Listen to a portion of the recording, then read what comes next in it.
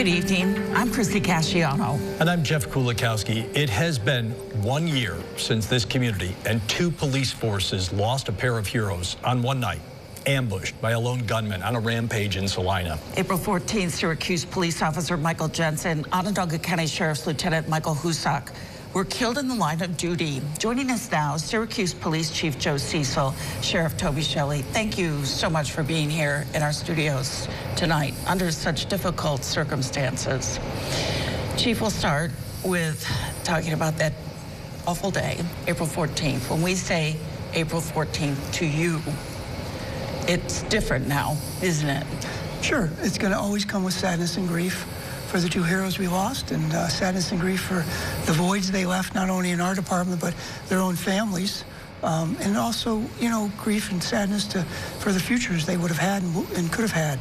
I got to say this too, and this is just my own perspective. It's going to also come with pride. You know, I saw our department, and we have a very young department, come together as a family. I saw young officers that weren't afraid to hug each other, weren't afraid to cry in front of each other, weren't afraid to ask for help. And it has made us a better police department when it comes to the health and wellness of our officers. And I believe that's one of the legacies that those two heroes left us. And I hope, looking down on us, they're proud of that, because they should be. Sheriff, I have to ask you also a similar kind of question to the chief. I mean, what are your emotions right now on April 14th? What do you feel, think about? Yeah, I'm not the most emotional guy, but the emotions are a challenge. You know, it's been a challenge right along with the challenge of leading with strength and compassion at the same time. And that's what we've had to do over the past year. It's been a challenge to keep our people moving, to keep their foot on the gas. You know, typically the sheriff's office answers 300 to 400 calls a day. Syracuse police around 500. And the day after this incident, April 15th, the sheriff's office took 74 calls that day. Syracuse police took 122 or 23 calls that day. And it just shows you what happens when the police take their foot off the gas, and the significance of what was, you know, going through their mind the day after. Sheriff, we've learned so much about these two brave officers. Lieutenant Husak, he was amazing in so many respects, and Officer Jensen as well, dedicated to their jobs, their families. What do you remember most about Lieutenant Husak, and how do you think everyone should remember him? You know, I've known, of course we called him Hooch. I've known him since he came on the job in September of 2007. And Hooch was just that guy that everybody liked. You would never find Hooch saying anything bad about anyone. He was someone you would emulate in that regard. You know, if he got a burr in his saddle, you would never know it. And he just had his finger in so many pots, whether it's police, whether it's fire, whether it's emergency medical services, EMS. And he was a family man on top of all that. You know, he was just, I can't emphasize enough that he was just that guy that you wanted to be like Hooch. Yeah, Chief, obviously Officer Jensen a little bit younger on the force, a little bit less. Dedicated, hardworking.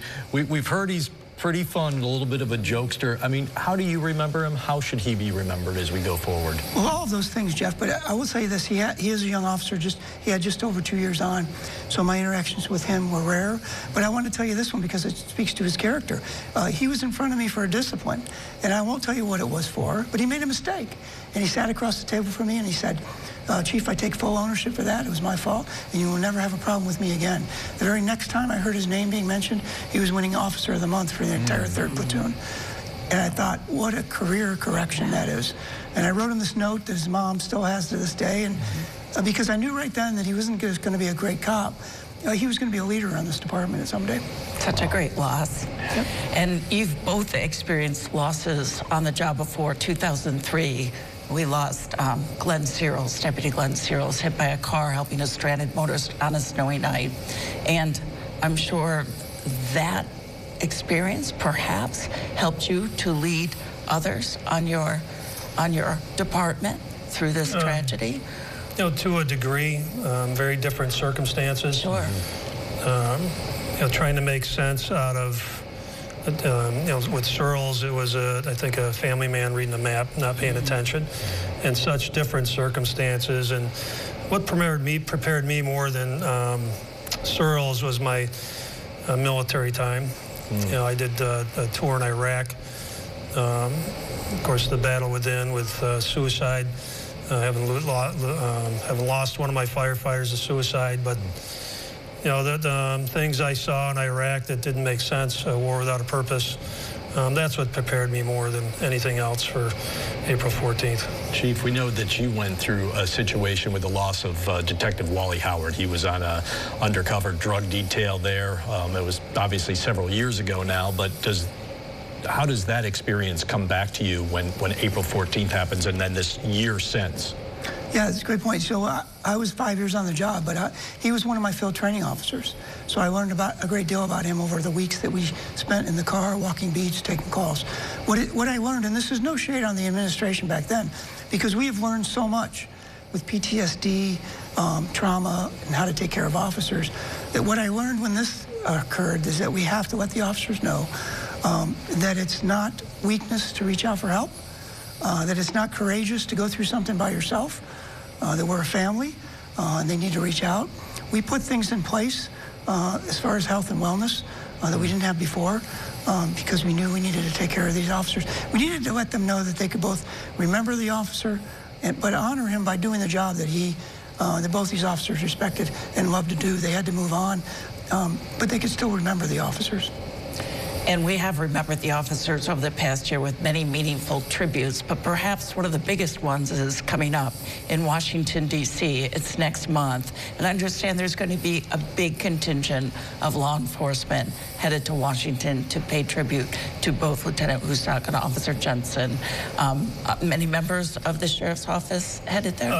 We have a number of members going. It's going to be massive. 2024 is one of the deadliest years for police. We had over 160 officers killed in 2024. Wow. And I think 49 were by gunfire. And as it turns out, April was the deadliest month. I think 28 were killed. So we're going to be joined by our comrades across the entire country. It's going to be a big event, and obviously big for our office. Chief, I know it can be kind of simplistic to say, but how much can that help with the healing process? I think everything we do helps with the healing process because it shows, once again, that we're not forgetting these officers, but we are moving on to honor them by doing the job. So this will just be one more event. We have a number of people going down for this one because his name's going to be announced at the candlelight service. It's going to be put on the wall, law enforcement wall. And keep in mind, there's also a top cop award being given out. Only 19 are given out across the country. 3 of our officers in Syracuse Police Department are getting them. 3 out of the 19 are going to Syracuse Police at that top cop ceremony. So. Right, and no public ceremonies today for Officer Jensen or Lieutenant Husak, but there will be one coming up in May where the public can join you right in front of the PSB. Yes, that's correct. Yeah, and you encourage people, I would think, to come out and pay tribute. Yes, 100%. Sheriff, Chief, we know it's a difficult day. We really appreciate your time and your insight and your perspective on this, not just today, but for the past year or so. We know it's been difficult, and you guys have been very open with us, and we do appreciate that because the community grieves. We grieve with you. Yeah. Thank you. Yeah, we You've appreciate you shown covering great leadership at a time when it was needed the most, so thank you to both of you. Thank you.